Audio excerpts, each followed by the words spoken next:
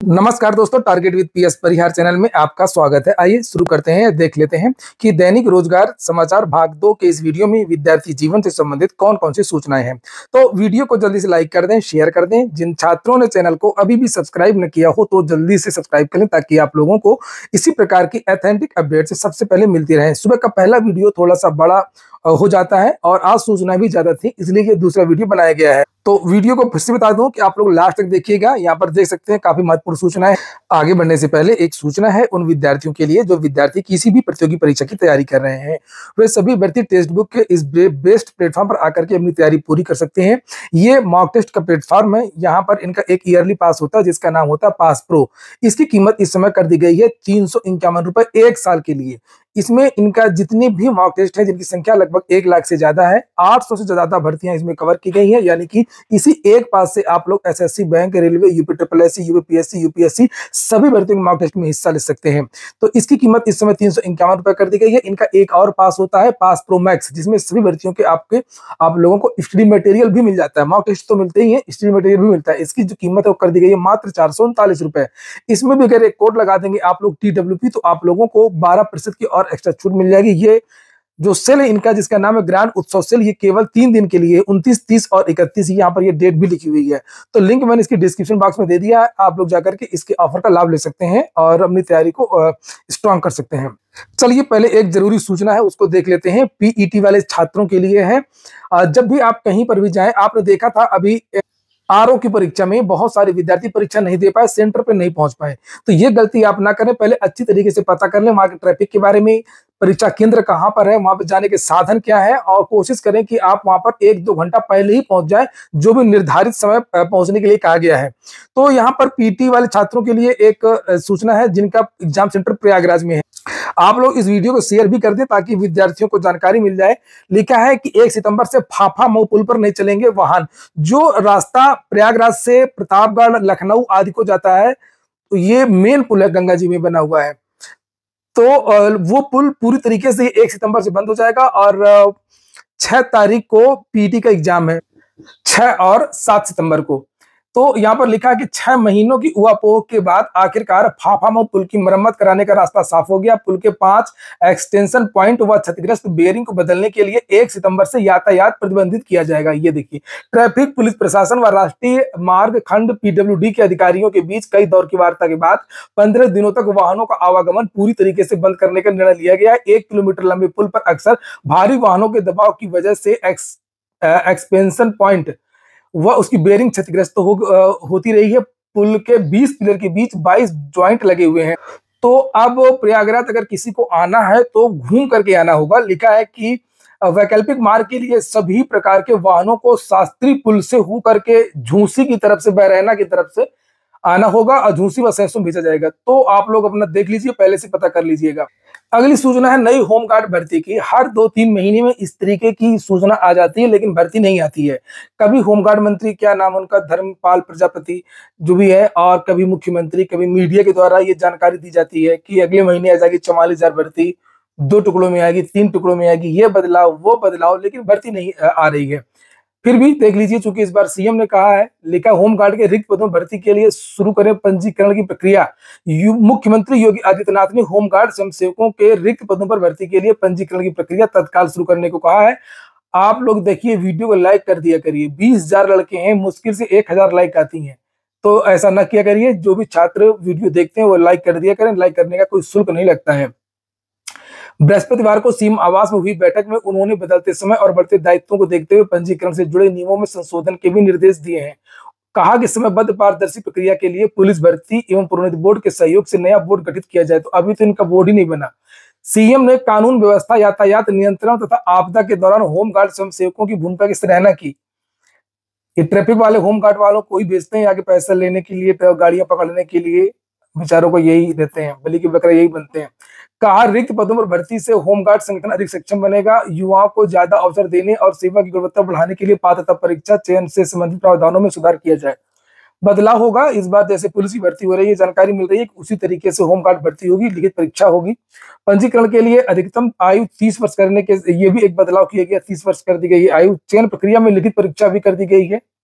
और इसमें पेपर में लिखा भी है कि पिछली बार भी सीएम ने इसी तरीके से घोषणा की थी। ये देखिए लिखा है, सीएम ने बीते वर्ष होमगार्ड स्वयंसेवकों के 44,000 रिक्त पदों में भर्ती करने की घोषणा की थी। मैंने कहा था ना, ऐसी घोषणा होती रहती है। बैठक में सीएम को बताया गया कि वर्तमान में 1,18,348 स्वीकृत पदों के सापेक्ष कुछ और भी रिटायरमेंट होगा। तो देखते हैं कब तक इनका नया बोर्ड बनेगा, फिर इनके जो रजिस्ट्रेशन है वो शुरू होंगे।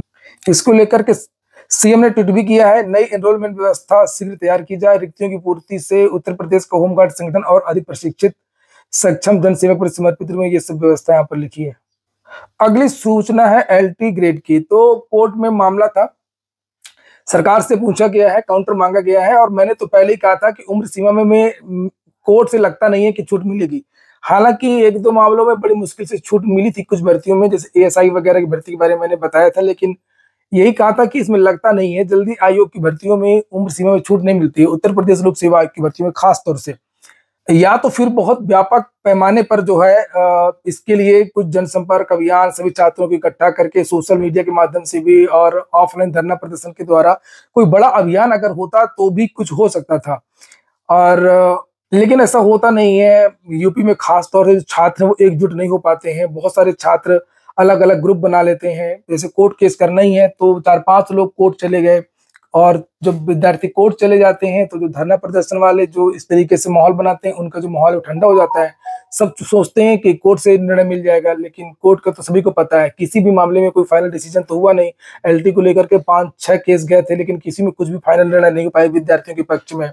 और एलटी में उम्र सीमा में छूट कुल मिलाकर के नहीं मिल पाई, आवेदन की लास्ट डेट समाप्त हो गई।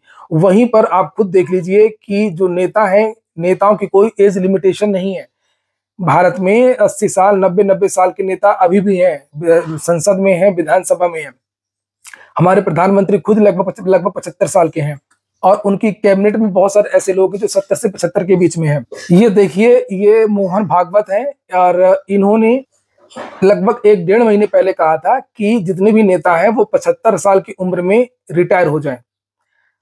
और सबसे बड़ी बात यह है कि इन्होंने अब ये अपनी ही बात से आज पलट गए। ये देखिए, ना मैं 75 की उम्र में रिटायर होऊंगा और ना ही किसी को होना चाहिए। इनकी उम्र और प्रधानमंत्री की उम्र लगभग बराबर है। और लिखा है यहाँ पर, संघ प्रमुख मोहन भागवत ने गुरुवार को कहा कि 75 की उम्र में ना तो वे खुद सेवानिवृत्त होने जा रहे हैं और ना किसी को रिटायर होने के लिए कह रहे हैं। उन्होंने कहा कि मैंने कभी नहीं कहा कि मैं पद छोड़ूंगा और किसी और को संन्यास ले लेना चाहिए। तो समाचार पत्रों के माध्यम से किस तरीके से जानकारी दी गई थी कि इन्होंने कहा था कि 75 की उम्र में सभी को रिटायर होना चाहिए, और ये बात इन्होंने 9 जुलाई को कही थी। भागवत ने ये लिखा हुआ है, 9 जुलाई को राम जन्मभूमि आंदोलन प्रेरक, ये देखिए एक पुस्तक के विमोचन में आए थे, और इन्होंने कहा था कि जब आपको 75 साल पूरे होने पर साल उड़ाई जाती है तो समझिए कि दूसरों को मौका देने का समय आ गया है, आपको किनारे हो जाना चाहिए। तो जो प्रतियोगी छात्र हैं वो 30 की उम्र में रिटायर हो जा रहे हैं, मतलब आवेदन नहीं कर सकते हैं, भर्ती के लायक नहीं है, 40 की उम्र में भर्ती के लायक नहीं है, और जो नेता है वो अनलिमिटेड है। ये है आजादी का असली मकसद। गांधी जी भी आज शर्मा रहे होंगे, पछता रहे होंगे, और बहुत सारे ऐसे लोगों को भी लगता है कि ऐसी आजादी का कोई मतलब नहीं है। जो जिसके पास जो पावर है वो अपनी आजादी का प्रयोग अपने ऊपर ही करता है। नेता हैं वो अपनी आजादी के लिए अपना वेतन बढ़ा ले रहे हैं। अभी आपने देखा विधानसभा में उत्तर प्रदेश में सभी पक्ष और विपक्ष सभी ने मिलकर के अपना वेतन बढ़ा लिया, भत्ते बढ़ा लिए, मानदेय बढ़ा लिया, सुविधाएं बढ़ा ली। अंतिम सूचना है टेक्निकल के छात्रों के लिए।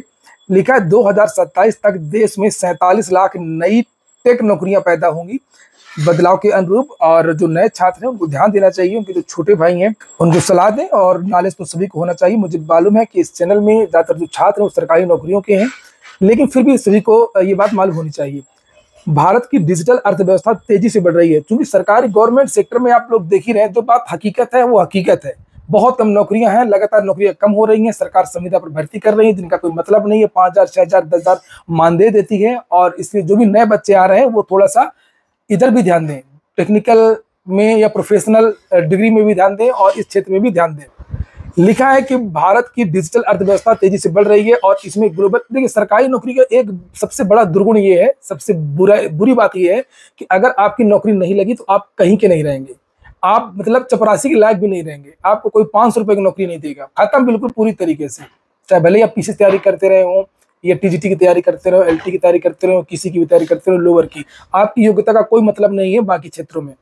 लेकिन अगर आप टेक्निकल की तैयारी कर रहे हैं, टेक्निकल के क्षेत्र में गए हैं और टेक्निकल या प्रोफेशनल डिग्री है आपके पास, टेक्निकल नहीं प्रोफेशनल डिग्री है, अच्छी डिग्री है, तो आपको बड़ी नौकरी नहीं मिलेगी तो छोटी तो मिल ही जाएगी। ना मिलेगी 50 लाख पैकेज की, 40 लाख पैकेज की, 5 लाख 6 लाख पैकेज की तो मिल जाएगी। आप जीवन यापन तो कर सकते हैं, फिर बाद में आप आगे भी बढ़ सकते हैं। तो यहाँ पर ये लिखा है भारत की डिजिटल अर्थव्यवस्था तेजी से बढ़ रही है और इसमें ग्लोबल कैपेबिलिटी सेंटर की अहम भूमिका निभा रहे हैं। ये सब बातें यहाँ पर लिखी हैं। और नीचे लिखा है कि साल 2025 में बनने वाली नई व्हाइट कॉलर टेक नौकरियों में 22 से 25% हिस्सेदारी सिर्फ जीसीसी की होगी। जीसीसी मतलब होता है ग्लोबल कैपेबिलिटी सेंटर। और रिपोर्ट के मुताबिक 2027 तक 47 लाख नई टेक नौकरियां पैदा होने की उम्मीद है, जिनमें 12 लाख से ज्यादा सिर्फ जीसीसी देंगे। सबसे अधिक मांग artificial intelligence, AI, cloud computing, engineering, research and development में होगी। और मौजूदा वित्त वर्ष में 1.3 से 1.4 लाख ग्रेजुएट्स की भर्ती होगी, खासकर टियर 2 और टियर 3 इंजीनियरिंग कॉलेजों से। यह कदम देश भर में स्किल प्रोफेशनल का बड़ा नेटवर्क बनाने में मदद करेगा। रिपोर्ट में यह भी कहा गया है कि टॉप 20 जीसीसी में महिलाओं की हिस्सेदारी 40% है, जो उद्योग औसत से 1.5 गुना ज्यादा है। 2027 तक भारत में 2100 से ज्यादा जीसीसी होंगे, जिनमें करीब 30 लाख लोग काम करेंगे। ये हो गया आज का वीडियो। पूरा वीडियो सुनने के लिए बहुत बहुत धन्यवाद।